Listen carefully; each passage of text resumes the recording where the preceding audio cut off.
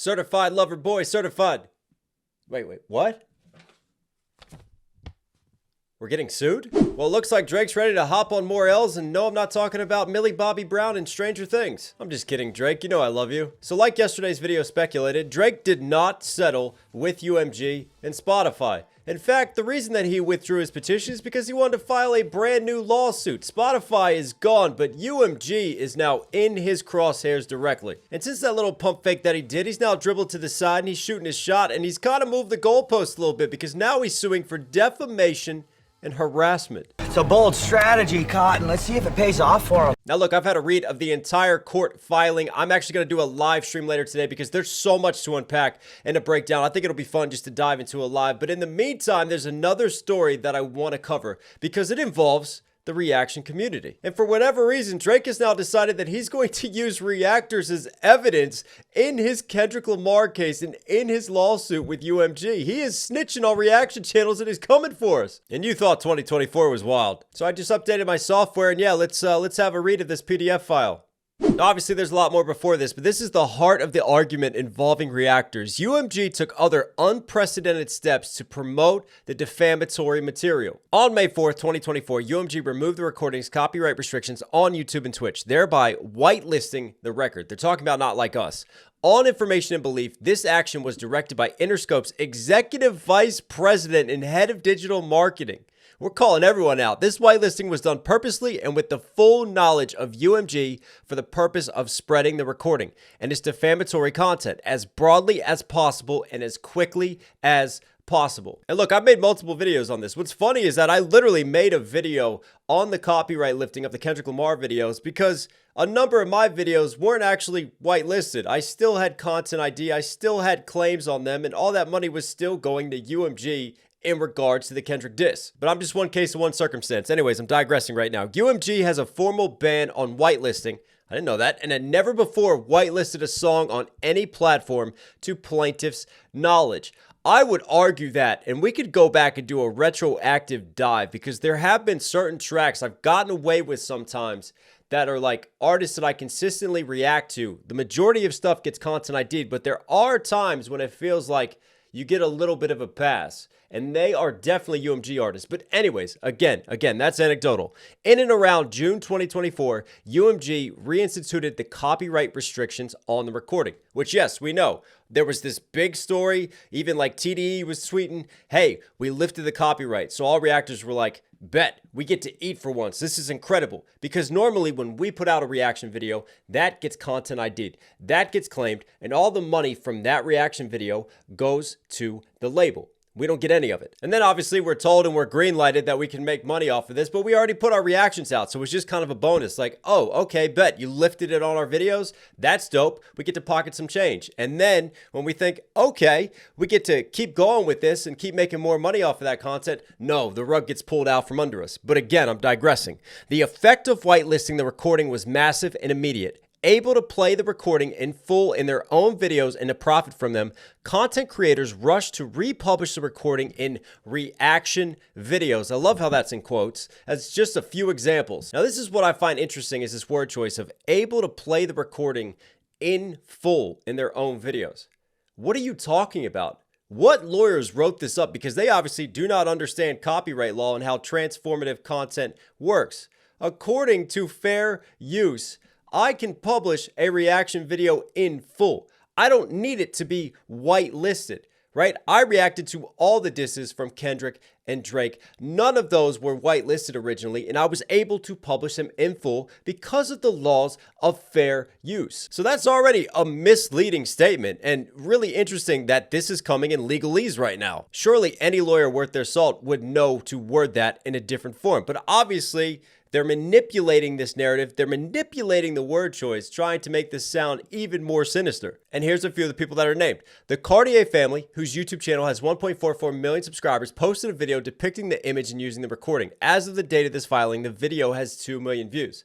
Does the Cartier family even do hip-hop reactions anymore? I think they saw the bag in another lane and just totally switched everything they were doing. But anyways, Twitch streamer No Life Shack posted a 14.5-minute clip of his reaction to the recording. Why are we calling Shaq a Twitch streamer? He's way bigger on YouTube. This is how I know you know nothing about this community and nothing about what you're talking about. As of the date of this filing, the video has 5.3 million views. So there they are calling out Shaq. They've also called out the YouTuber Zayas. They've called out, well, they listed as Twitch streamer RDC Gaming, which is RDC World, who we've reacted to. They're absolutely hilarious. Twitch streamer Kai Sanat also, so they're calling him out as well. So yeah, they've identified and called out some of the bigger content creators. Is it going to be me and my melanated self to say this? But this surely can't be a good look. We're only calling out black content creators as evidence here. I mean, I'm just saying somebody's going to see that and catch on to it and run away with it in a diss and just, again, reaffirm all of Kendrick's allegations of Drake being a culture vulture and not understanding the culture and contributing to it, but merely taking advantage of it. But this is where they make a huge slip up and they double down on this. These content creators could not have legally republished the defamatory material in full or profited from their reaction videos without UMG first whitelisting the recording. Again, that's categorically and objectively incorrect. We can publish our reaction videos in full. They don't have to be whitelisted. Drake's diss tracks I published in full. They weren't whitelisted. Before the Kendrick claims got lifted very temporarily, I was able to publish them in full, and they were content ID'd and claimed, again, by the parent company of UMG. This is what happens on every single reaction video when you react to a label artist. Content ID claims it, but that doesn't stop us from publishing our reaction and our breakdown to the entire song. There is no limit to our breakdowns, one way or the other. This is completely misleading. And I'll tell you something else really interesting. I just dove back into this because I had a memory of this. When I first published, I actually got away with publishing my reaction to The Heart Part 6. And I could fully monetize that. And to this day, it is one of the only reaction videos to this diss track series that I have been able to fully monetize throughout this beef. And no, it's not Kendrick Lamar's diss, it's Drake's diss. The rest of my Kendrick and Drake reactions, claimed. And I specifically remember when that happened, I was like, all right, bet, I finally get to monetize something. It's like Christmas has come early. And that was on Drake's side.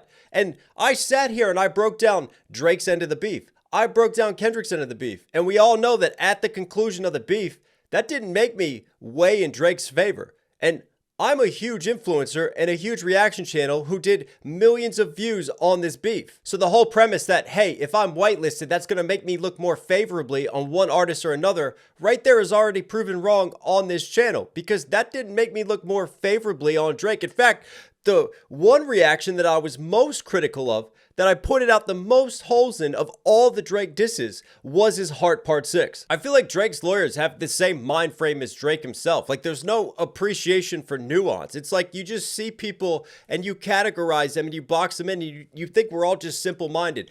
Oh, we make money off this, so that means we're always going to speak favorably about this. Bro, I've made way more money talking shit about you. And there's been plenty of influencers who have gotten the bag choosing the other side, choosing the Drake side of things, and creating content around supporting Drake because he's kind of like the underdog now. He's not getting as much support, and there's going to be a lot of Drake fans who are desperate for somebody standing up for the boy, so they're going to flock to those influencers. So no, again, this premise that just because you can earn money off of reacting to a song doesn't mean you're automatically going to favor that song or favor that artist within a beef. And at the end of the day, this is one of the biggest beefs in hip-hop history. If you know anything about this space, it doesn't take a rocket scientist to look at the numbers that other reaction channels were doing to this beef and to go, yep, I'm going to react to this beef as well. It was always going to do numbers. People love drama, and rap disses, and especially reactions to rap disses, will always do numbers from now into infinity. So whether we were going to earn money and get paid or not, we were always going to react to this situation. We were always going to react to the diss tracks. It's just an absolute ridiculous premise that somehow this is being leveraged and weaponized in this lawsuit. And shout out to No Life Shaq, and shout out to my fellow content creators. It's just wild to see that somehow this is now being one of the news stories that's happening through this whole beef. And that's just one little snippet and one little part of this absolutely ludicrous lawsuit that we're going to break down, we're going to dive into later in a full live stream today. So stay tuned for that. But anyways, let me know what you guys think of this whole situation? Look,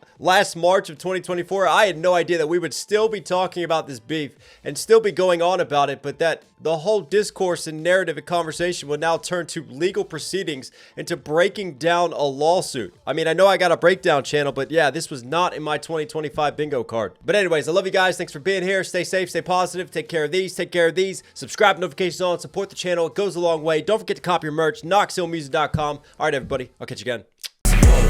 Sit down, sit down. I'm like, wow, how we do it like that? Like, wow, how we do it like